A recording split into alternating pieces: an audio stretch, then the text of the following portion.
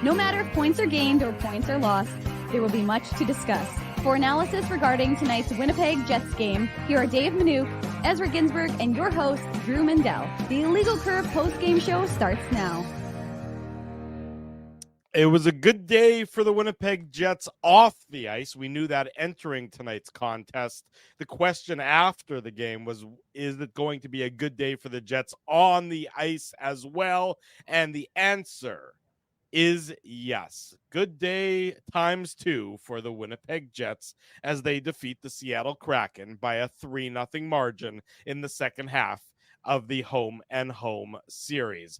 Good evening, Winnipeg. Good evening, Manitoba. For all those joining us live this evening on our YouTube channel and all of our social media platforms, we say good evening, universe, and welcome to the Illegal Curve post-game show with Ezra Ginsburg, with Dave Manouk. I'm your host, Drew Mandel, here to talk about the Jets' stifling victory over the Seattle Kraken, a 3-0 victory for the Winnipeg Jets. They flushed the home ice defeat to the Kraken from earlier this week, and they get their revenge served cold in the Pacific Northwest. Gentlemen, good to see you both on this Friday night. We're going to be together a whole bunch. We'll be together now. We'll be together tomorrow morning at 9 a.m. for the Illegal Curve Hockey Show. Then we'll be together again tomorrow night after the Jets and the Canucks. But it is great to see you both on this Friday night. Ezzy, you're looking fantastic as always. Thank you. I appreciate it. Rocking the Betway gear, got the Miami Marlins hat on. Dave and I went to go see a Marlins game after the draft back in 2015. I know Dave M remembers that. Kenny Weeb was with us as well. Yep. And it was, I think it was Ichiro Suzuki Japanese Appreciation Night or Japanese Heritage Night. So it was a lot of fun there. But although if you remember, Ezzy, if you remember, you and I sat like plebes in the regular thing, and Weber, after using our vehicle to hitch a ride, he went and sat up in the press box. That's right. I do remember that. And guys, after such an exciting morning/afternoon with the Jets acquiring Tyler Toffoli and acquiring Colin Miller, and obviously the Vegas Golden Knights pulling the last minute Thomas Hertl acquisition, it was a very exciting afternoon. Mm-hmm. Tonight's game was not exciting. I thought I was the only person on X that was watching. I couldn't like the Seattle Kraken. Look, they're probably not making the playoffs, but they're only 6 points out of it. And what did they have? 3 or 4 shots in the third period. This is Friday night at home at Climate Pledge Arena, or as I like to call it, Lemon Pledge Arena. And I mean, like, I'm chagrined to admit that I actually laughed when I saw you call it Lemon Pledge Arena. Well, I try not to laugh. I'm a witty guy. I mean, you can try to resist it, but No. I mean, that's my superpower, the humor. I mean, I've been trying to get on the rumor stage for a while now, but unfortunately my number's blocked. But I mean, guys, like, the Jets played well defensively. Let's give, Lauren Brossoit credit here. He picks up his 4th career shutout. And, this was an overall great, team effort, Dave. But, I don't know, the Kraken, it was almost like they forgot they signed Jordan Eberle earlier today. Yeah, no. And I think as he hit it on the head when he said the defense was what stood out. I mean, Josh Morrissey's play was exemplary, I thought, again, throughout the course of this hockey game. And there was there was one play where he walked in the first period where he walked the blue line. There was another play where he's breaking ankles behind Laurent Brossoit. So I thought Josh Morrissey was very good. And I thought Dylan Sandberg was very good, especially like in that, I think it was in the first period where he breaks up that 3-on-1 opportunity for Seattle. It was Yanni Gourde who had the puck and he made the play. Yeah. The sliding play. And it was nice because he was aggressive, right? I mean, he could have played just safe and kept in the middle, but he played aggressive and he broke it up. And I just like the way he continues to develop, right? He's not deep into his NHL career, but he's looking like a wily vet out there. And look, I mean, at the end of the day, the Jets were wanting to get a good result. We knew they weren't going to get either of their new acquisitions I know some folks were saying, hey, just fly them across the country. Won't be a big deal. Not a big deal. Get New them Jersey to Seattle. It's not a long flight. A short one. Hey, look, Wenberg, who went from Seattle to the Rangers, I believe he made it in time to play for his new team in New York, aka the Winnipeg Jets of the West, with Jack Roslovic heading there. But I think and Nick Patan, can we talk? Hold on, can we talk for a second about how the Rangers are obsessed with acquiring ex-Jets? Yeah, but Ezzy, if we're gonna have that conversation, we got to talk about how the Jets are obsessed with obtaining ex-Kings, because obviously they got the 3 in the Pierre-Luc Dubois deal. They got Tyler Toffoli, and Colin Miller was drafted by the Kings, even though he never played for the Kings. He played for the Ontario Reign. But there's 5 Kings or guys who were tied to the Kings on the Jets. Yeah, but these are good players. Like, no offense to Nick Petan and Jack Ross. Nick Petan, Ezzy. Sure. But I mean, Jacob Trouba, Andrew Kopp, Blake Wheeler, Petan, Roslovic, like Brendan Lemieux, like it's crazy. Yeah, well, anyways, the point is that I actually don't know what the point is. It's almost midnight here. We've been going nonstop, and as he derailed my thought, so I don't know where I was going with that. But ultimately, the Jets played really well defensively, though, Dave. You were talking about that earlier. And isolating Dylan Sandberg. I thought Nate Schmidt as well, back in the lineup for Logan Stanley. He blocked that shot in the third period. There was only 3 minutes left. Kind of like a, not really the most exciting block shot, but I thought Nate Schmidt was solid. And look, I mean, he's a guy who could easily find himself as the team's 7th defenseman, right? Speaking of Colin Miller, we expect Colin Miller to play on the right side, either on the second pair, the third pair. We're not exactly sure yet. Rick Bowness, I don't even think knows boys at this point. But yeah, look, this was kind of your prototypical kind of, quiet, just really, really productive, just really solid road victory, right? You really prevent a lot of high danger chances. How many high danger chances did the Kraken even have? I didn't even check. I just assumed it was 0. No, according to Natural Stat Trick at 5-on-5, and this must be very charitable, they had 10 high danger chances. There's absolutely no way. Yeah, I mean, they gave him credit for 4 high danger chances in the third period, which is hard to believe because they had 5 shots on goal in the third period total. So I'm not sure who's doing the Natural Stat Trick high danger evaluation tonight, because that certainly would not be how I saw that third period. Would not be how I saw the vast majority of that game. But to me, tonight's game was the Winnipeg Jets of December and January, before things started to get a little bit more loose, before things started to get a little bit more cavalier with some of that defensive play. Especially in the third period. Look, this is a 0-0 game after 40 minutes. It's a pretty dull first 40 minutes. I mean, that's what Ezzy was alluding to, is that there was not a lot going on in this game through the first 40 minutes. And then the Jets come out in the third period, and obviously they get the 3 goals, and we'll get into them in detail in the Betway game recap. But they really just smothered Seattle. And they smothered Seattle not only in the third period, but they smothered Seattle for a lot of this game. Anytime you can hold your opponent, to Ezzy's point, an opponent that is allegedly fighting for their playoff lives, to a grand total of 17 shots on goal, you've done something pretty good. You've done something pretty impressive here. And this was the Winnipeg Jets making sure that everything's to the outside, making sure that their sticks were active and in lanes to prevent a lot of golden opportunities. I mean, to come up with 10 high danger chances allegedly for the Seattle Kraken, I'm not sure what you're talking about there. Thank you, Drew. I appreciate you being on the same page as me. And again, I know I'm getting it a little bit in the chat. That's okay. I mean, I'm not saying that this wasn't an impressive win by the Jets, because it was. I mean, defensively, it was really impressive. And like you said, we'll get into the goals here. And Scheifele's goal was a nice goal. And it was a nice play by Morrissey at the line. And I like, it was a nice hardworking goal by the Lowry line to put the Jets up 2-0 and give them that insurance goal.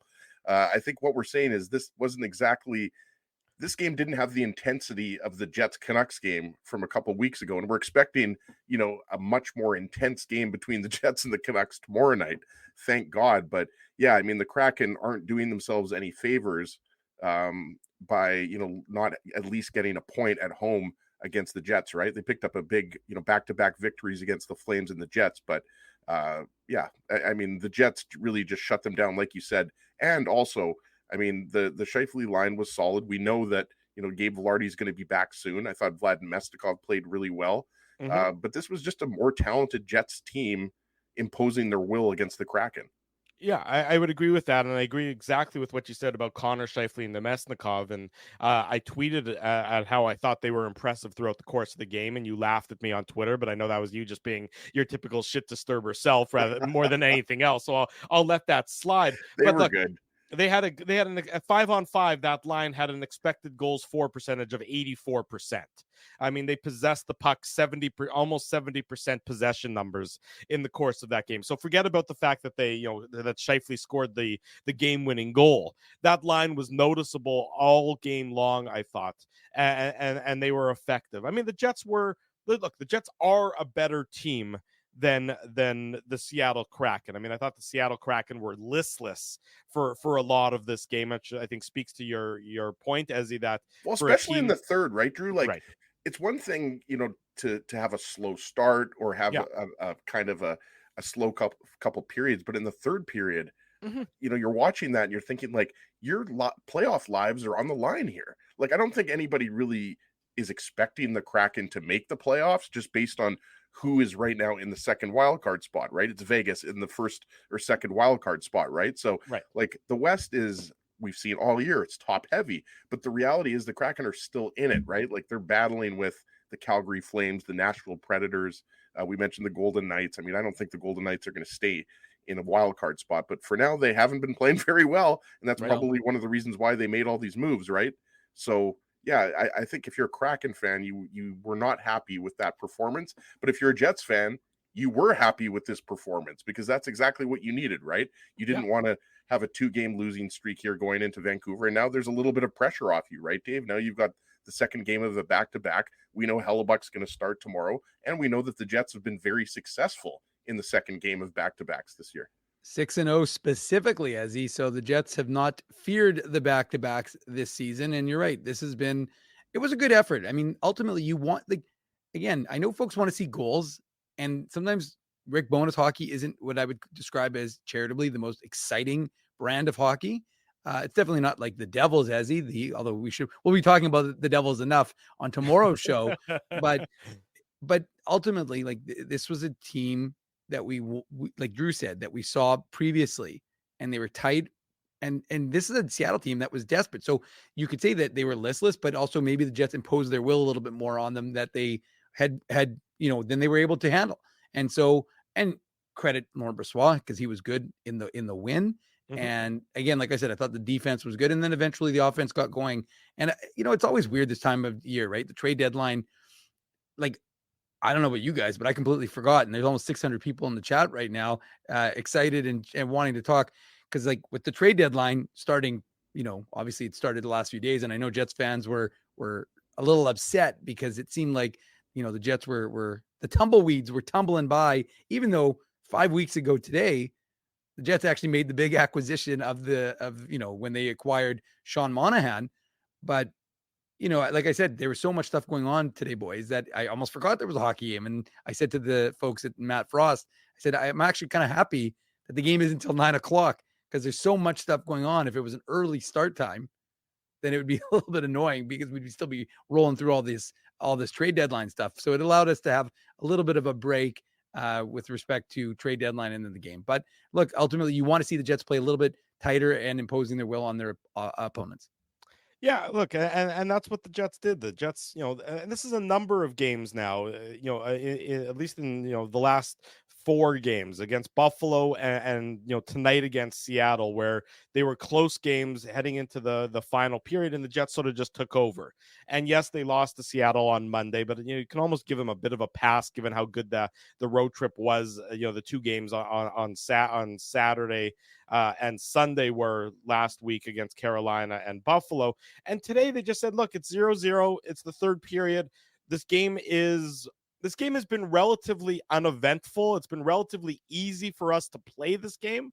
In terms of a back-to-back situation, the Jets aren't going to be that tired going into Vancouver tomorrow because Seattle didn't push them. The Jets had, if Connor Hellebuck, is still sort of fighting the flu, you don't have to worry about if you have to go to Laurent Brossoit back-to-back because of just how quiet his night was. It's not like anybody on the Winnipeg Jets was especially taxed by tonight's performance, which is, bears well for tomorrow night in Vancouver, where you're facing against the Pacific leading Canucks team and a team that's atop the Western Conference, albeit with more games played than the Winnipeg Jets.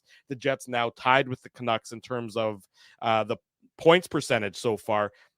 This was just The I Jets can't wait. just I can't wait till the Jets don't have any more games in hand, and then we can stop talking about the points percentage. sure. You notice that we're not. You notice that we don't. I'm not. Obviously, I'm giving you a hard time, Drew, because you're not the only person. I've Right. mentioned it. Other people have mentioned it. A lot of people are talking about it, but you don't talk about it unless there's games in hand, right? Of course. So, Well, what I think is funny, and this is sort of a bit of a tangent here, is that it's certainly not out of the realm of possibility that the top 3 teams in the Western Conference can all be from the Central Division.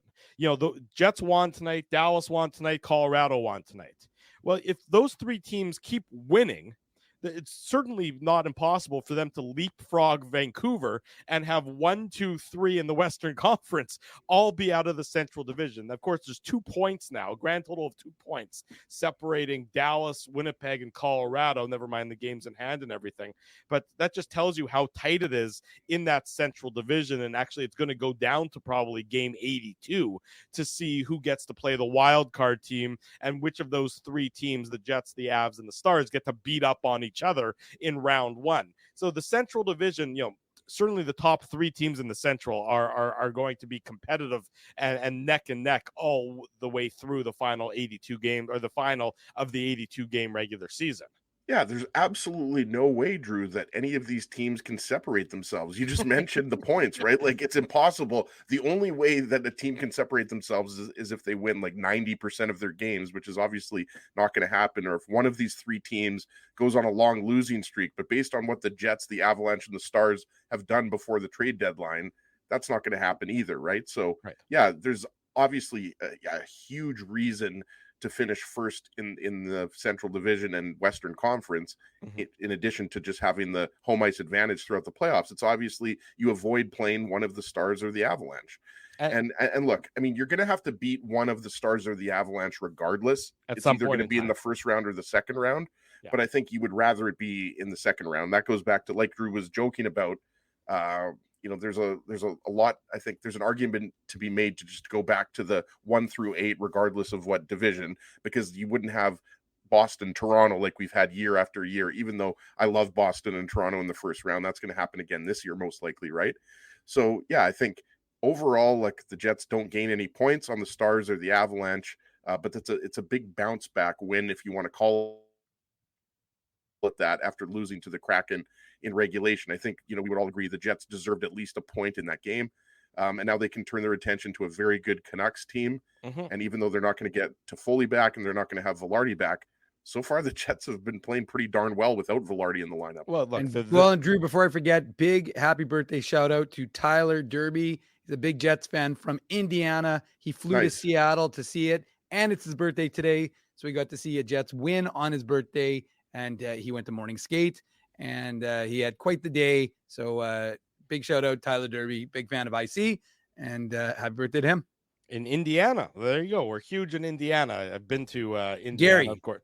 Gary, Indiana. No, I've also been to Indiana. Shout out to Ari Potash. I went to his wedding, and I went to Shake Shack several times. So who was born in Gary, Indiana? Michael Jordan. Like a member of the Winnipeg Jets? Nope. Someone famous. Michael Jordan. You're close, Ezzy, in the first name. Gary Payton. Actually, the last name initial. I don't even know what words you're saying now, Dave. So just tell us the answer. Michael Jackson. Oh, okay. There you go. Thank you. Very good. Well done. Reg Dunlop knew what I was going with. There's Dave's random fact of the day. He hasn't managed to tweet about which random Jets player passed somebody for 32nd on the Actually, my favorite was when Dave pulls out on X/Twitter, when he pulls out Tyler Toffoli is only the second Jets player to wear number 73. Who's the first one? Like Spencer Mahachik or something? No. He was. Oh, no. I think Mark Flood. Well, no. CJ Cease was wearing 73 before. So he's the second. I don't remember Cease wearing 73. He only played 4 games, so doesn't really count. But I thought he was a different. What number does he wear at the Moose again? 28. Yeah, I was gonna say it was a lower number, I thought, but yeah, and Colin Miller, in case anybody wants to get a Colin Miller jersey, is gonna be wearing 24. Well, there you go. Previously worn by Derek Forward and Chris Chelios. No, Clitty. Grant Clitsome. Clitty, clitty, bang, bang. And last piece of potpourri, Nikolai Ehlers moved one game ahead into sole possession of 9th place in the combined Thrashers, Jets, all times games played. One ahead of, I have to mention him because as you'll love it, member of the GST, Jim Slater. There you go, Dave. I know you want to get into the goals eventually, but I always like the smell of potpourri. Just wanted to put that out there. I always like to go into, you'd go into someone's house and you always knew it was a really nice house when they had that little bowl of potpourri on top of the toilet. The problem was, Ezzy, you ate the potpourri. That's exactly where I was going to go with that. Is that Ezzy used to munch on that instead of just smelling it. He thought it was a good, tasty snack as well. I never ate potpourri, but Ezzy, I've seen you eat a bowl of Tums when you thought they were candy at a bachelor party. That happened, folks. We were sitting around having some beverages. This was on Richie P's bachelor party. You've been waiting to bring that up. Yeah, this is the thing. This is not like something that happened 20 years ago. No, when we were like partying in our early 20s. 3 years ago, like just a before 37-year-old man. Yeah. We were all sitting around having some drinks, getting ready to go out for a night on the town. We're in Music City, USA, Nashville. And because it's a bachelor party with a bunch of, guys who are in their late 30s, early 40s at the time, somebody as a joke brought a giant bowl of Tums and put it out there. And we're watching Ezzy pop them in his mouth like they're No. That's not what happened. I wasn't popping multiple ones. I knew what it was the first time I took a bite out of it, Drew. It's not like I ate like 20 tablets. I don't know about that. I have witnesses who say you did not know. I'm looking for the collage of Ezzy eating looking at the Dunkin' Donuts, thinking about the Dunkin' Donuts, and then eating the Dunkin' Donuts. But this is a hockey show, so let's get into hockey. You're on the Vandy campus then. And then we can do that afterwards. It's the Betway game recap time. The Betway game recap. The Betway game recap on this Friday night / very soon to be Saturday morning. The Jets beat the Kraken by a 3-0 score. The Betway game recap is, of course, brought to you by our friends at Betway, one of the most trusted voices in sports betting, both in Canada and all around the world. Ezzy, show off the Betway sweater. You're wearing it right now. Show it off there. Wear it proudly. There you go. You can sort of see Ezzy's wearing the Betway sweater with a large selection of betting options in sports, as well as strong promotions and fair odds. What are you waiting for? Head on over to Betway and bet your way. Must be 19 years or older to play. Please play responsibly. There weren't any goals into the third period. A little tighter than it used to be, by the way. I'm sure it's shrunk. I'm sure that's exactly the reason why it's a little tighter than it used to be. You wouldn't let me get it in there, Drew. I got to jump in there before that. And I promise, folks, I have not been drinking tonight. I actually just have a Diet Coke here. I have not been drinking. I think it's because I spent so much time watching Sports Center, Trade Center, I should say, Sportsnet, watching Winnipeg Sports Talk, Daily Face-Off. I think I've just completely lost my mind. I think I also lost my mind watching that game tonight, because nothing happened until the third period. Literally nothing happened.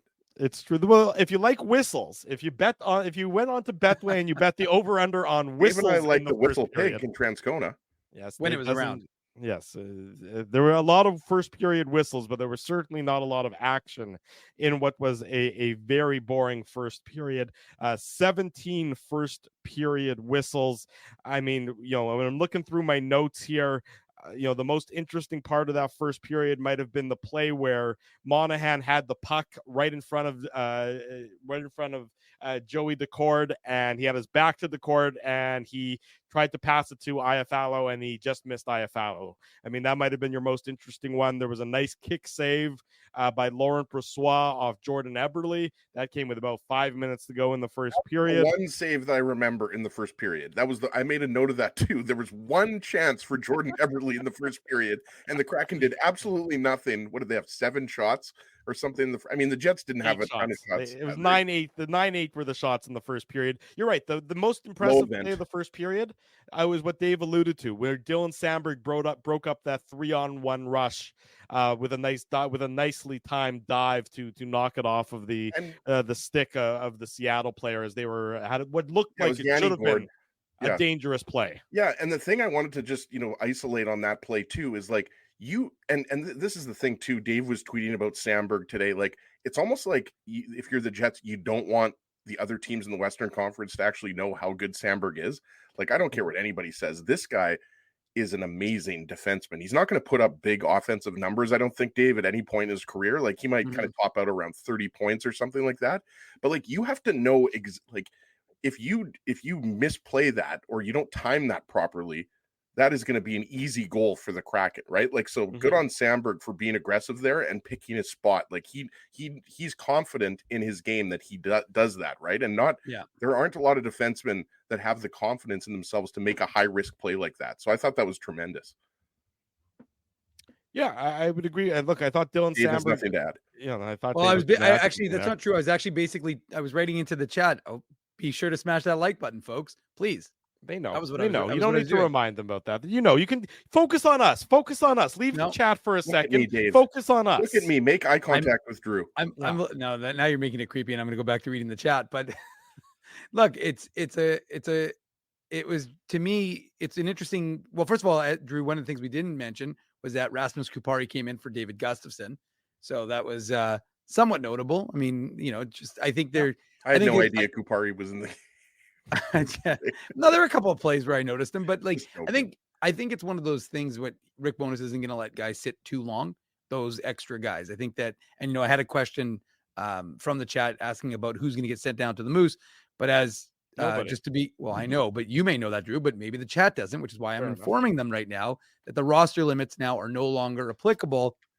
So the only thing you have to be aware of still is that you still have to be cap compliant, but you don't need to have a worry about whether there's a 23 on the roster. You can have 25, 26, whatever it's going to be. So that doesn't really apply. Of course, you're not going to want that many guys. So you would send guys down to the Moose if necessary.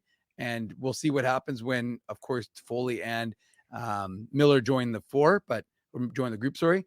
But yeah, I mean, it was, I mean, like I said, I think it's just something we're going to be seeing is in a way to keep guys activated. So sure. I think you'll see Kupari and Gustafsson coming in and out for each other, and maybe a guy like Axel Jonsson-Fjällby, who's been really good up with the down with the Moose. Sorry. So, look, again, did a lot happen? No, but you wanted. I think the important thing that we saw, and we obviously mentioned it in our preamble, boys, was the fact that the Jets played good defensive, responsible hockey for the most part. Obviously, there were some gaffes, but when there were, their D made good plays. So that's what you wanted to see. You wanted to see that this team is tightening up. All we hear about often is how tight things are getting as they, run toward how many games are left now? 20 games 22. left. So right? 22. Oh, I keep forgetting that we play that there's 84 games. I thought it was like 82. No. I was like 20 games are right. You're right. 20. I thought yes, I got True. I was like, what's going on? I'm like, I 20, thought this was right. game 62. But anyways, all right. I'm like, when did they start playing 84 games? But then I just went with it because I was like, oh, Drew seems to know what he's talking about. I'll go with it because he's the host. He should know, right, Ezzy? Sure. As he doesn't care about anything at this point in time. After midnight here on now Saturday morning, over almost 800 of you joining us here on the Illegal Curve, a post-game show talking about the Jets and the Kraken. Jets victorious 3-0 over Seattle. This is the Betway game recap. A first period where not a lot happened. Dylan Sandberg with the defensive play of the period, as we mentioned there.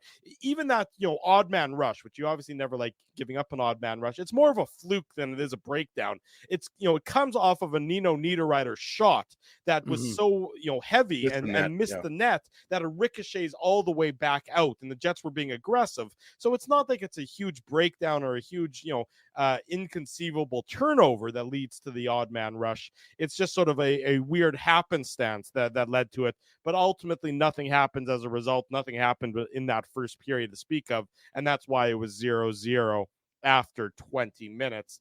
Shots on goal 9-8 in favor of the Winnipeg Jets. Second period, sort of similar to that first. Not a lot of high event hockey there.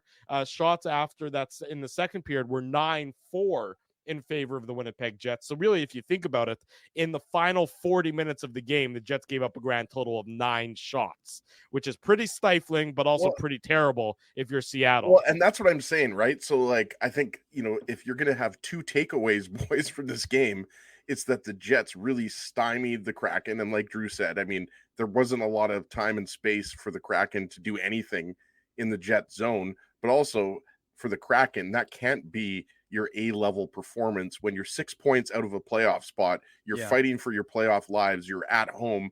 You just 1-2 games to keep your playoff hopes alive. So I think those are the two takeaways, that this Kraken team doesn't deserve to be in the playoffs, but the Jets deserve a lot of credit for just a nice, tidy Friday night road victory.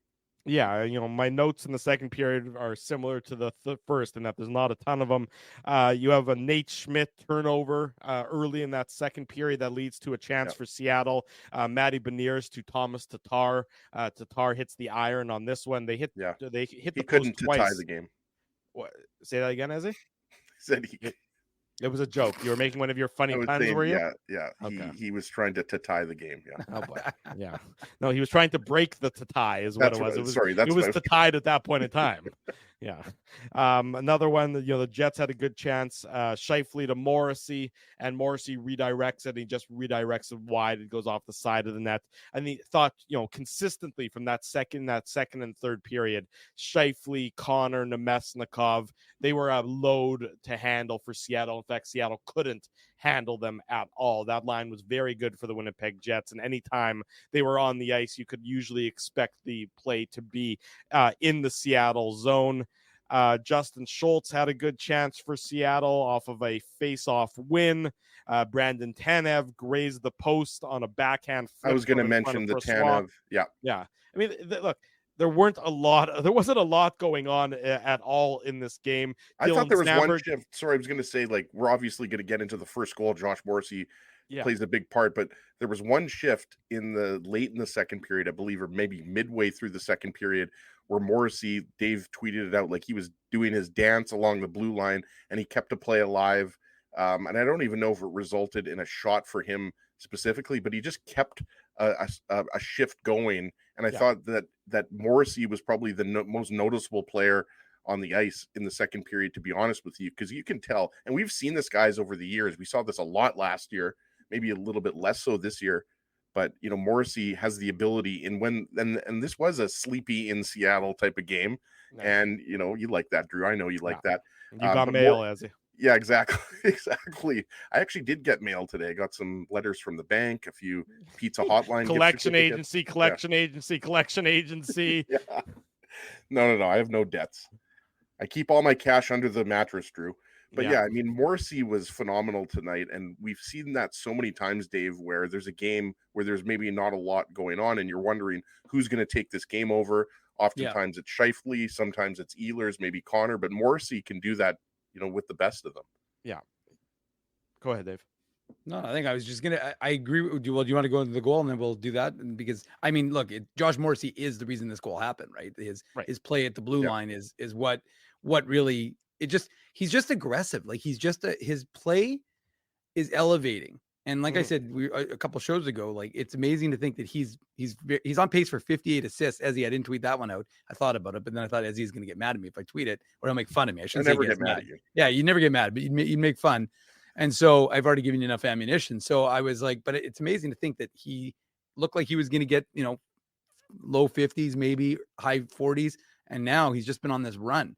Yeah. And as he mentioned it, and it's true, he is that guy who's taking over games. And, it's interesting, right? Because you hear people say, oh, Josh Morrissey isn't this and Josh Morrissey isn't that. Well, I don't know. And again, I watch people who just don't watch the Jets. I mean, you can, how do you know if somebody doesn't watch the Winnipeg Jets? It's because when they say that Josh Morrissey is not that impactful. Yeah, I know. And I was just, what team are you watching? Well, they're not watching the Jets. Yeah, they don't watch the Jets. And so, and they generalize, and they don't. We can all agree, boys, that he's going to be on Team Canada for the Four Nations Challenge, and he's going to be on Team Canada most likely at the Olympics. I would think so. Based on his play in the last 2 years, there's no yes. I think he'll make the team, and on that topic, I think Scheifele will make the team too. If Mark Scheifele plays like he's played this year, probably, yeah. He'll probably be on Team Canada's fourth line, but who cares? I mean, yeah. He might not even be playing center. Right? He might just be a winger, but who cares? Honestly, he might be on the fourth line wing. Yeah, but no, JB Scheifele never played for the Moose. Just a quick update for the chat. But no, I mean, look, I just think that he played for St. John's. That's true. He did play for the Ice Caps in the playoffs, I think, but he didn't during their run. I'm pretty sure he did. Yeah, him and Lowry joined on the year before they came back. That year, I think they played the Hershey Bears in the finals. I remember Morrissey being on that team. I don't remember Scheifele being on that team. I'm pretty sure Scheifele joined and played for that one playoff run. I could be wrong. This Ezzy, Hockey DB. I'll check. Anyways, so but I think we're watching. I was literally Googling. You're right. 10 games. He played 10 games and had one assist right. for the St. John's Ice Caps in 11-12 in the playoffs. Who's got the big brain? Who's got the big brain, boys? You guys do. There we go. Anyways, so no, but what I was going to say though is that we're seeing a guy in Morrissey who's doing exactly what the Jets need him to do, is being a number one defenseman, and he's, like I said, he's a different type of player, obviously than other top pairing defensemen, but just watching what he's doing and the impact he has on the game, and like I said, his aggressiveness, but obviously done with a very intelligent, well thought out plan that you can see he develops. He's just Shouldn't Remus be sleeping, by the way? I was gonna say, I think he probably thought this was some sort of Twitch stream, and he went to the wrong spot. He should be doing a card break box open or whatever the hell. Well, more importantly, Winnipeg Sports. I was gonna say 3 years for those guys. But also, I think Remo and Huss were on for like 5 hours today. They were on for at least 4 hours. But Remus can correct me here, but I'm pretty sure they did like 4.5 to 5 hours. Yeah, I think you're right, Ezzy. I think they did like 11 to 4 because I thought they were done, and then I texted Remus for something, and he's like, "We're still on." And I was like, "Oh, okay." Well, I thought you were already off, but now he's saying, "Yo, guys." Anyways, so yeah, I just think, and look, we talk about it. What are one of the things that you need to be a Stanley Cup champion? You need an elite forward or two. You need an elite defenseman, and you need elite goaltending. Well, we know they've got elite goaltending, and I mean, Drew's the one who likes to throw around the word elite, so I'll let him do that one, but. There's the way Josh Morrissey's been playing over the last, the last couple of years, but especially the last, month. Yeah. I mean, 3 weeks, whatever you want to say it. He's absolutely been the driver for this Winnipeg Jets. If Connor Hellebuck is always the most important Winnipeg Jets player, and he is, Josh Morrissey has been the second most important Winnipeg Jets player as of late. He's been driving this team from the back end. And, you saw it again today with the opening goal in the third period. But before we get to that goal, I want to highlight a play that started the third period. It didn't result in a goal, but I think it sort of told you the Winnipeg Jets mindset to start the third. 0-0 after 40 minutes, duller than dishwater for the vast majority of this game. The third period starts, and Mark Scheifele has a strong net drive. And they referenced it on the broadcast. He drops his shoulder and he goes hard at it. Nothing comes of it. It's just a relatively routine save by Joey Decord. But what you like about it is that the mindset that Scheifele is demonstrating on this play early in the third period, that it's not going to be a perimeter play. It's just going to be a hard net drive. And that's where the Jets are going to focus their energies and where the Jets are going to play the game in that third period. Then they followed that up by another good line by 81, 55, and 7 by Connor Scheifele and Nemesnikov. This is, the first couple shifts in that third period for the Winnipeg Jets. And then ultimately they do succeed and get the opening goal, this coming at the 7:15 mark of the third period. Mark Scheifele, his 19th of the year. Doesn't it seem like Scheifele should have more goals than 19 at this point of the season? But That's a separate issue entirely. Scheifele is 19th, assist to Nemesnikov and Josh Morrissey. And it's Morrissey making the key play at the blue line and just winning a puck battle, just refusing to lose a puck battle, being stronger, being tougher, being more insistent on victory than the Seattle Kraken. It gets onto the stick of Nemesnikov, who's there in support, and he finds Mark Scheifele, who's behind all the Kraken. He's behind their defense, and he outweights Joey Decord and tucks it in to give the Jets a 1-0 lead, Ezzy. Yeah, I mean, you focused a lot on Josh Morrissey, and rightly so, Drew, right? Like, he beats Jared McCann to the puck. He keeps the puck in at the blue line. He did that several times tonight. We talked about in the second period, he extended several shifts out there with the Scheifele line. And look, Scheifele is a goal scorer. And I'm with you, Drew. Like, you kind of think, Scheifele's at 35 goals on the season or something like that, right?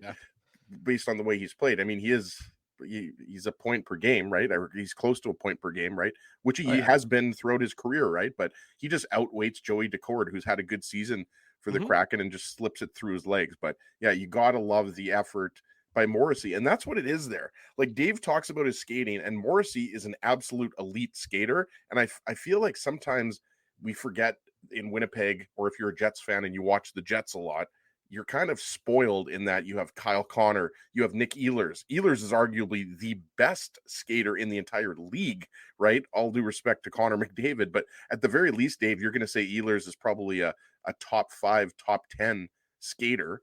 Yeah.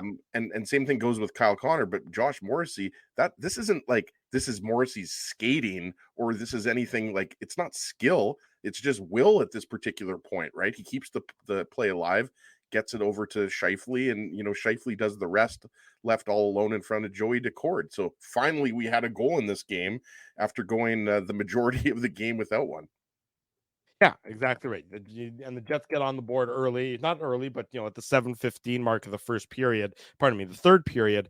And that's what good teams do, is that when it's a close game, they decide, okay, we're going to take it over. We're going to win this one. And the Jets really took over that third period. We've outlined the disparity in the shots on goal, 14-5 in favor of the Winnipeg Jets in that third period. Possession wise in the third period, 58% to 42% for the Jets for them. Again, the Sean Monahan effect. Well, look, it's the entire team for the Winnipeg Jets doing well here. And they obviously get the insurance marker. But before we can talk about the insurance marker, you have to talk about the one and only penalty that happened in this game. And it starts with a bad giveaway by Nikolai Ehlers. This is bad Nikolai Ehlers on this play at the Jets offensive blue line. He tries to do too much. It leads to a turnover. Andre Burakovsky comes in, and it's a nice save by Laurent Brossoit. Probably the nicest save he made in the course of the game. One of them. And it also results in a Mark Scheifele tripping penalty as he's coming back hard on the back check. And he gets nicked as well by a skate. So he heads off for some stitches. He heads off for some repair work to the Jets dressing room. And Nino Niederreiter serves the penalty for Mark Scheifele. And, Seattle, if they were able to capitalize on this power play opportunity, the only power play in the game, hard to believe, well, then it's a 1-1 game. Instead, the Jets have a very successful penalty kill, Dave, where the Jets really, I don't know if Seattle got a shot on that power play. I think I remember, didn't McCann have one shot on net? It wasn't that great of a shot, but I think they had one. I might be wrong about that. Maybe. If they did, it certainly wasn't anything that would be considered a high danger chance. The Jets really stifled that Seattle power play. They didn't give them any opportunity to set up and really establish it very well. And the Jets quite routinely, for a team that's been struggling on the PK, they quite routinely killed off what could have been a very dangerous moment of the game. This with, just about 11 and a half minutes still to go in that third period.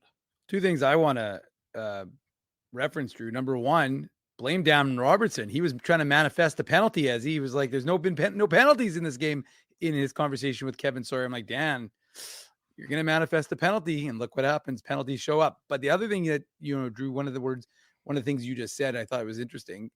Scheifele comes back hard. Mm-hmm. And that has been such a difference in the game for 55. And that's showing that will to win. And that will, or to prevent a goal in this instance, but obviously ultimately to win a hockey game. And that's what's been lacking from his game. Let's just put it that way, in large parts. And it's not anymore. And so that to me is the key. And sure, there ends up being a penalty, but you like the compete, and the fact that he's coming back hard as the center and, trying to help out his team and ensure that a goal doesn't go in. So, and it could have been a really bad situation, because he gets caught by Burakovsky's skate. So, I mean, that could have ended up being really bad. He ends up just getting, briefly stitched up. Poor Nino Niederreiter, as he gets sent to the penalty box. He didn't do anything wrong, but somehow, usually that's Cole Perfetti's. I'm actually surprised that that it wasn't Perfetti. Yeah, it wasn't Perfetti, but but anyways, Nino Niederreiter ends up in the penalty box, as maybe he had to go in, maybe he was on the ice. I don't know what the we'll have to ask scouting the refs in that instance what the rule is. Can't you not pick any player on the bench in that situation? Well, I think for a delay of game penalty, you can.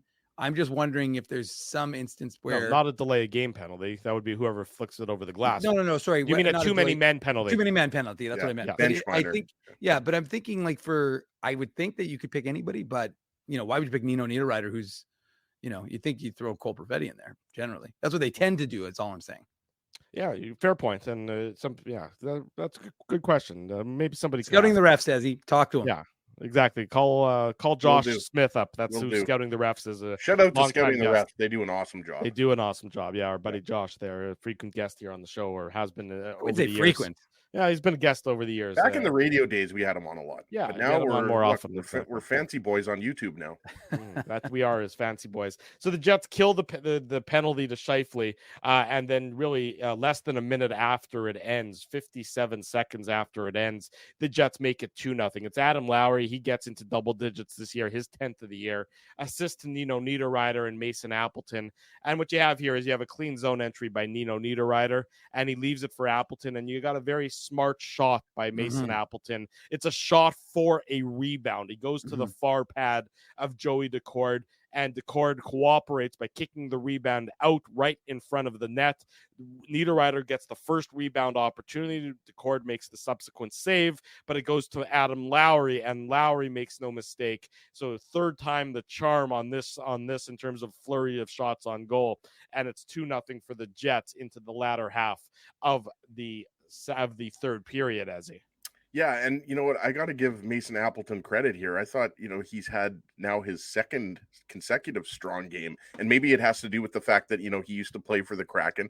Obviously, I'm joking, but we know that these guys get up, to play their ex teams, or, if they're playing in their hometown, like Scheifele in Toronto, for example, right? But you're right. I mean, it's a smart shot, and like watching this goal, and Kevin Sawyer, got to give him credit. He was talking about this a lot. Like, we joked about, Nino Niederreiter being called the human torpedo, right? Like, this is just three big men kind of coming at you. And, we know all three of these guys can drive the net, but it's kind of textbook. Like, this was the most third line goal ever, right, boys? Yeah. Like, put a shot on net for a rebound. Lowry drives the net, but Nino Niederreiter is also driving the net. Like, if the rebound happened to come more up the middle as opposed to the right of Decord, Niederreiter would have been there for the rebound, right? So look at this is the line that you're going to count on a lot in the playoffs. You've counted on them all year long, and you're going to count on them to do the exact same type of stuff. And obviously this game did not have a playoff feel at all, but we know that certain games in the playoffs are going to be like this, right? Especially if you're playing a strong goalie, and Joey Decord is a strong goalie. Ottawa, I think, is very much regretting the fact that they don't have him in net for them, because he's obviously having his breakout year. But you're absolutely right, Drew. It was a smart shot by Appleton. And look, Lowry, this is how Lowry earns his money, right?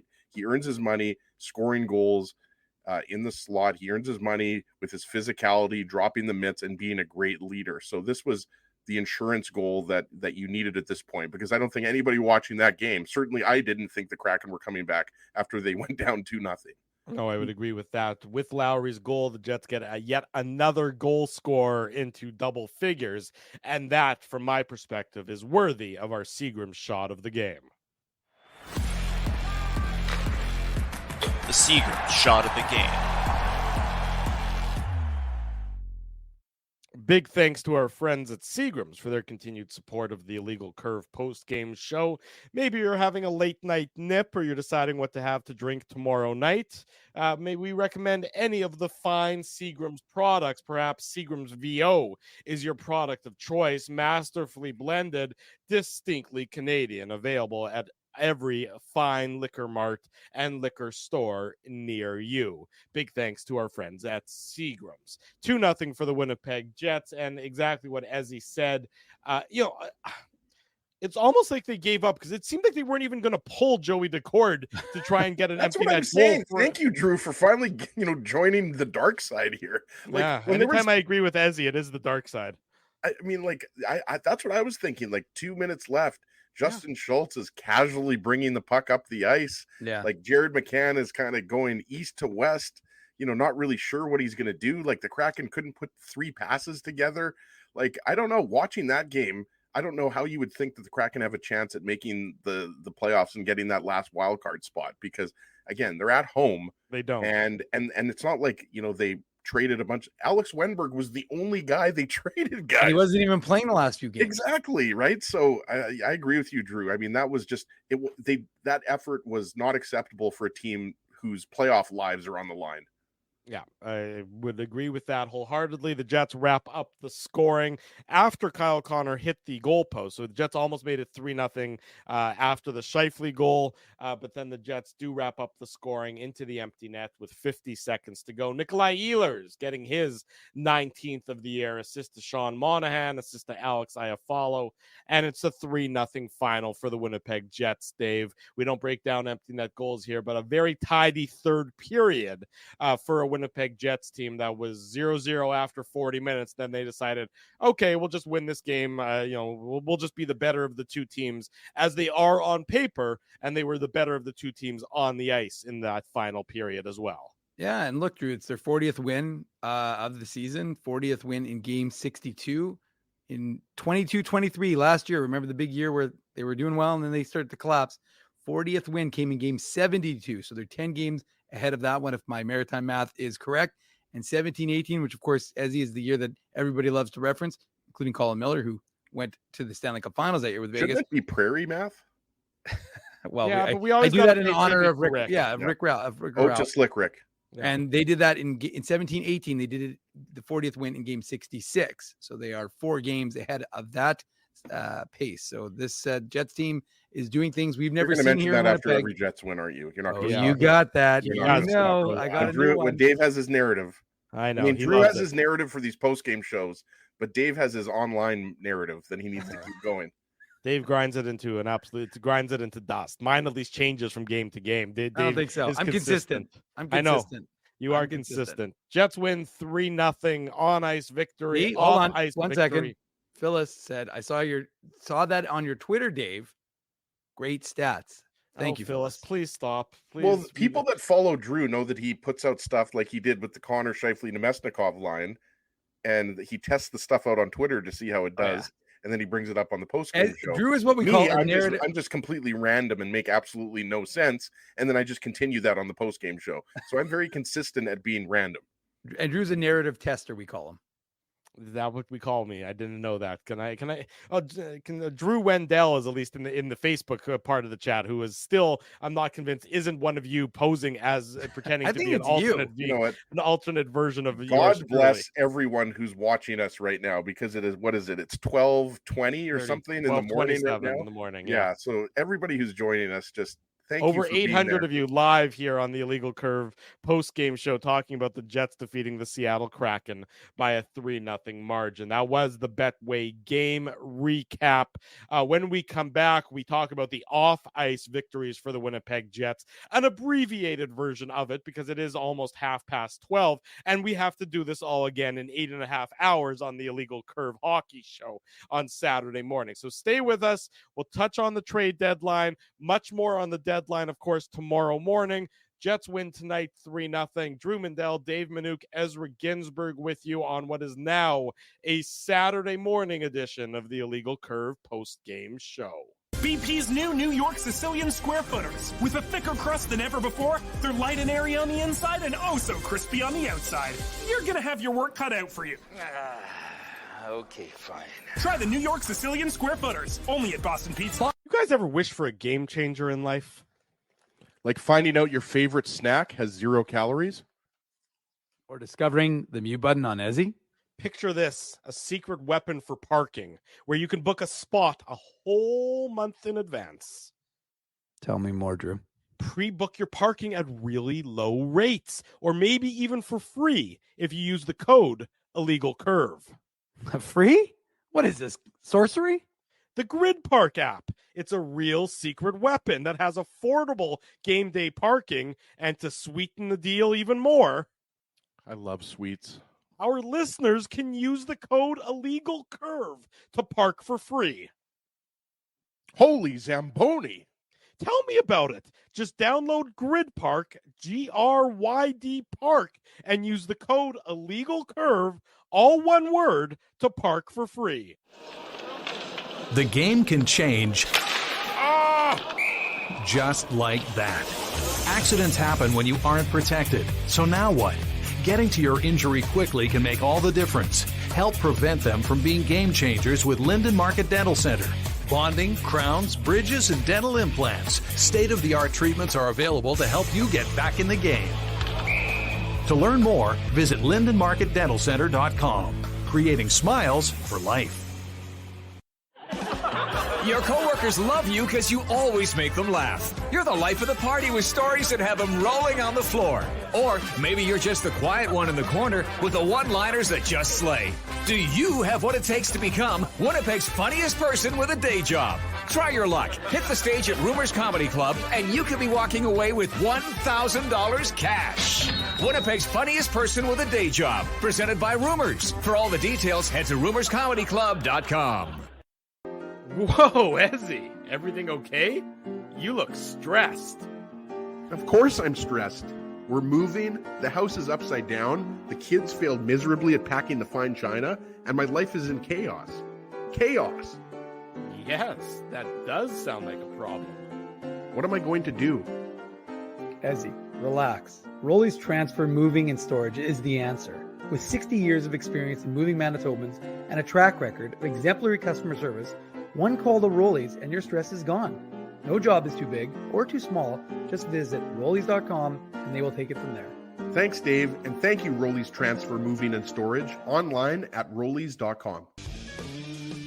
For 3 generations and over 80 years, Tough Duck has been making apparel that works and plays as hard as the people who wear it. From jackets to work boots and everything in between, Tough Duck's clothing can handle the harshest environments, even the Illegal Curve Hockey Show. Work to live, live to play. Visit toughduck.com. Half past the bottom of the hour, it is the Illegal Curve post-game show. Drew Mandel, Dave Manouk, Ezra Ginsburg here with you on what is now Saturday morning. In 8.5 hours, the Illegal Curve Hockey Show gets underway, where we are all about the Winnipeg Jets and the just completed NHL trade deadline. A very effective day for the Jets in the trading market. They get Tyler Toffoli to address a top 6 forward need. They get Colin Miller to address a need for a right side defenseman. They don't give up an overwhelming amount in terms of assets, really, and we will delve deeper into this tomorrow on the Illegal Curve Hockey Show. You know, even the biggest skeptic would have I think, a difficult time finding fault with any of the moves the Winnipeg Jets made earlier, I guess yesterday, as the case may be, with the NHL trade deadline, Ezzy. Yeah, and you know what, you can, put me in the surprise camp in terms of, the Jets acquiring Tyler Toffoli, because based on what we were hearing, guys, the last couple of days, it seemed like LA was the front runner, right? Because Toffoli obviously started his career with the Kings, won a Stanley Cup, and then you heard Vancouver wanted Tyler Toffoli, right? So it didn't seem like the Jets were the front runner. Yeah. But he was one of the best forwards available, right? Yeah. So you're absolutely right, Drew. Like, just based on that alone, like, even if the Jets didn't acquire Colin Miller or someone else, I think you would say the Jets were a winner, because, Tyler Toffoli is an excellent player. Like, he makes your top 6 better. He's exactly what you needed. You needed more goal scoring in your top 6. He's going to play with Monahan and Ehlers, or Monahan and Connor. Maybe he plays on the Scheifele line. He's going to be in the top 6. So you get an excellent forward. And then Colin Miller, it's been discussed a lot since the Jets acquired him earlier today. He played on Vegas back in 2018. He's just a solid veteran right shot defenseman, right? Like, I'm not sure if he's going to play with Dylan or if he's going to play with Dylan Sandberg. Doesn't really matter. The reality is the Jets now have a better group of defensemen than they did yesterday, right? It pushes Logan Stanley down, right? He's now the quote unquote number 8 defenseman. So we'll see what happens. I think Nate Schmidt has played fine, but I think, there's always a chance that, Colin Miller bumps Nate Schmidt out of the lineup. And then if Nate Schmidt is your 7th defenseman, then you've got, and Logan Stanley is your 8th defenseman, then you've got a good, group of defensemen there. It's deep. And then you've got Ville Heinola, Dave, that you could always call up, right? Kyle Capobianco, I think you would agree, would probably be the next call up after Ville Heinola, right? So there's your 10 defensemen. So I think the Jets are set up pretty well. We've always talked about, you have to have 10 NHL ready defensemen in the playoffs, right? You don't want to start putting, all due respect to a guy like Tyrell Bauer, right? Like, you don't want to start putting guys that have no NHL experience or no, NHL upside into a playoff game, right? So yeah, I think today went really well for the Jets, Drew. I think, I'm excited personally about Tyler Toffoli, and I think most Jets fans are, because the guy is just a great NHL player. He's had a great career, and it's not like, his play has been in decline. What did he have? 73 points last He's got as many goals as Kyle Connor, has he? Exactly. So he's got 26 goals, 44 points, something like that. Like, this guy makes the Jets better, period. And like Drew said, they didn't have to give up a prospect to get him. No, yeah, well, as he, by the way, you got beef with T. Konopoli, because when you said Tyrell Bauer has no NHL upside, I was like, as soon as I heard those words, I was like, I'm not saying that Tyrell Bauer won't play in the NHL, Dave, but I think you'd agree. Year. Yeah, no, you're absolutely right. I don't think his ceiling is very high at the NHL level. No, I don't. Tyler, with all due respect, Tyrell Bauer is not going to be an NHL regular at any point in time. Well, first of all, that is a bold statement. We do not put labels on guys who have not even had a sniff yet, Drew. And for the amount of times you've watched Tyrell Bauer, 0, I would not really take your assessment with a grain of salt, or I would take it with a grain of salt, I should say. But the other thing that I would say that we learned today was that Gabriel Velarde is expected to skate on Monday. We also learned, that he didn't go on the trip. And this has been a very peculiar situation with the winger, because if you recall, he stayed on the bench in Dallas on that Thursday night. So you're thinking, okay, well, it's not that serious because he's staying on the bench. He didn't leave to go get assessed. Then the next day they practiced in Texas before they flew to Carolina, and you thought, okay, he didn't skate. But Rick Bowness said, well, he's possible for tomorrow. Okay, fine. Then the next day after the game against Carolina, the comeback win, Rick Bowness says he's flown back to Winnipeg. Okay, that's not great. The Jets, of course, played the back-to-backs. We don't hear from Rick Bowness and company because they're off on Monday till Tuesday. And then on Tuesday, he says, well, he's coming on the trip with us, but we'll have an update for you on Friday. Okay, now the potential was for the Jets to practice on Wednesday. They canceled that, but then they practiced on Thursday. So we get an update from Rick Bowness, and he says he's ruled out for both games this weekend. It's important to note that they practiced in Seattle on Thursday.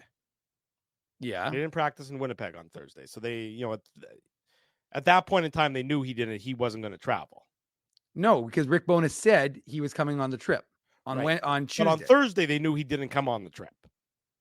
I don't think that was expressed. No, actually, to be honest with you, I don't think that was expressly stated at all. In fact, it may not have been expressly stated, but the Jets obviously knew he wasn't there. Oh, no, I'm not saying the Jets didn't know, Drew. I'm saying we didn't know, because the point was that Rick Bowness had told us that he was going on the trip and that he would have an assessment on Friday, which I thought, again, that's a big gap between Tuesday and Friday. Anyways, the point is that you're starting to wonder, are the Jets not saying anything because they're worried about Gabriel Velarde, and they don't want to drive prices up in advance of the trade deadline if there's a bigger concern? It's a good point. With Gabriel Velarde. It's a valid point, Dave, because I think, you had people kind of speculating, is Tyler Toffoli almost like insurance in case Gabe Velarde is out for, 2 to 4 weeks or maybe even longer, right? And now it appears. And the thing, too, that's nice is that it's an upper body injury, right? Like Gabe Velarde had the knee injury earlier this year. Yeah. So it's not related. So it's not like, something that he's re-aggravated something. So it was really good news coming out from Rick Bowness today that Velarde is going to be back. Hopefully, what's the next game at home against the Capitals? Monday against Capitals. Yeah. So anyways, I just was saying that it was just curious. That is a good point, that there may have been some gamesmanship going on from the Winnipeg Jets. Yeah. I just thought it was curious. Rick Bowness was like, well, we'll tell you on Friday. It's like, well, we're going to talk to you at least after the deadline. Yeah. We'll talk to you at least once or twice more, Rick. So what do you mean you're going to tell us on Friday? But anyways, ultimately, and then today, Kevin Cheveldayoff revealed that he actually hadn't gone on the trip, but that he was expected to be skating on Monday. So there's your Gabriel Velarde update. And of course, I'm not going to give up too many thoughts on the trade deadline. It was a crazy busy one, I will say. We have everything that took place, all the instant analysis, including Ezzy's instant analysis. That's on our TikTok if you want to watch that. But appreciate that. I'm trying to grow my followers. Hang on. Time out. What? What do you mean? I posted something on TikTok. Analysis.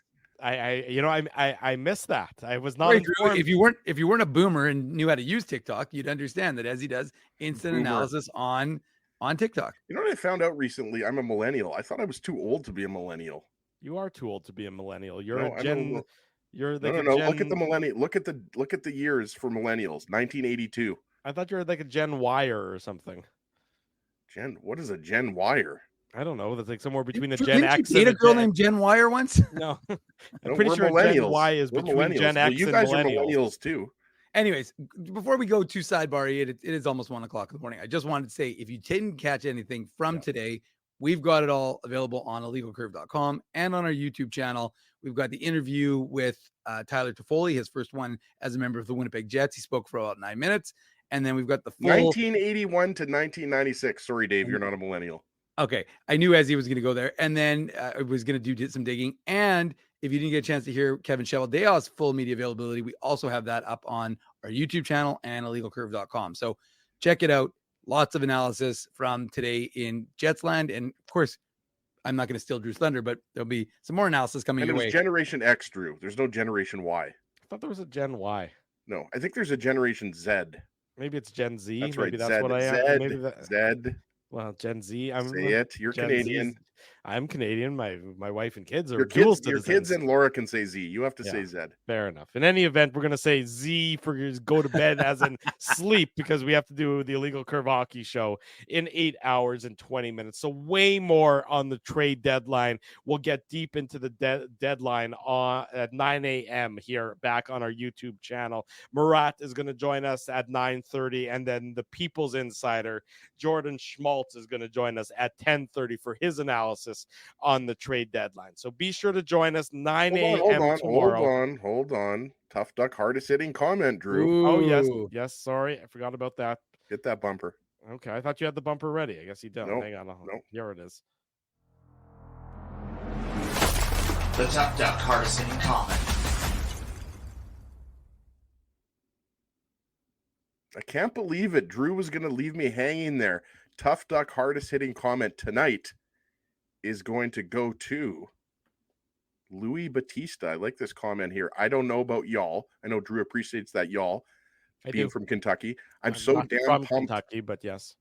So the Commonwealth of Kentucky. I'm not going to make that mistake again. No, you better not. I'm so damn pumped for what it waits this team going forward when the two new guys play for us. Elliot Friedman's talked highly of the Jets. We talked about Craig Button has also talked highly of the Jets, predicting that the Jets are going to go to the Stanley Cup final. And you know what?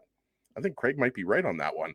I don't know if he's going to be right about them losing, because I don't want Jets fans to get mad at me here. But I think with the Toffoli and Miller acquisitions, the Jets are just as deep as almost any team in the league. So Louis Batista, sorry, go ahead, Dave. No, I just want to interject one thing. As I will say this, if this isn't the greatest first round of the playoffs in 20 or 30 years, I will be shocked.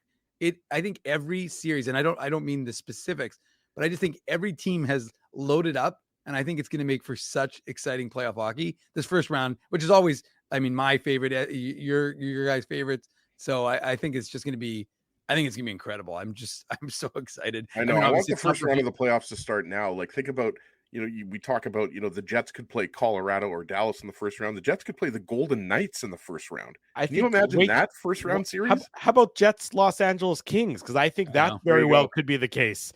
I think you could see a Jets Kings first round. We're talking about storylines galore. Maybe Pierre-Luc Dubois can show up for a game this year come the playoffs, because he's been AWOL for the first 62 of the Kings regular season. The Jets Kings would be a phenomenal first round series. It would just be. Could you imagine, like, just forgetting about the whole Dubois thing, like just all the Kings that are on the Jets? It would be phenomenal. It would be unbelievable. Yeah, we'll know in about 20 games. Send me an email, Ezra@illegalcurve.com, with your mailing info, and Tough Duck will ship out a toque to you.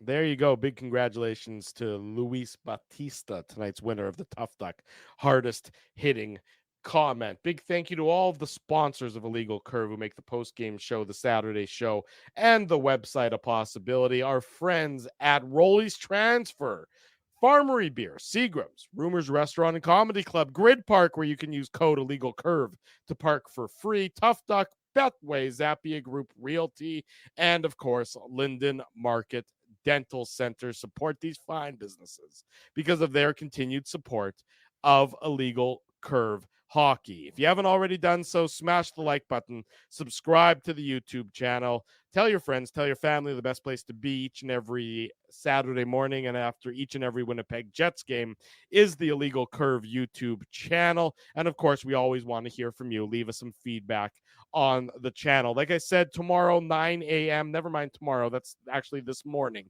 in 8 hours and 15 minutes, the Illegal Curve Hockey Show. Murata Tesh, Jordan Schmaltz are going to join us. All of you are going to be back joining us as well. Tons of Jets talk.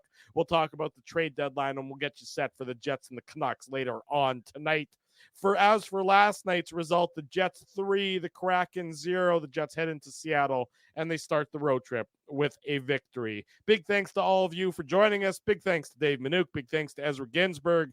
I'm your host, Drew Mandel. Until tomorrow, actually until later on this morning at 9 a.m., we wish you good night, good morning, and good luck. Thanks for joining us. This has been the Illegal Curve post-game show. Thanks for listening to this broadcast from Illegal Curve Hockey. For more great Illegal Curve content, subscribe to the Illegal Curve YouTube channel, follow at Illegal Curve on Twitter, Facebook, and Instagram, and visit your online home for hockey in Winnipeg, illegalcurve.com.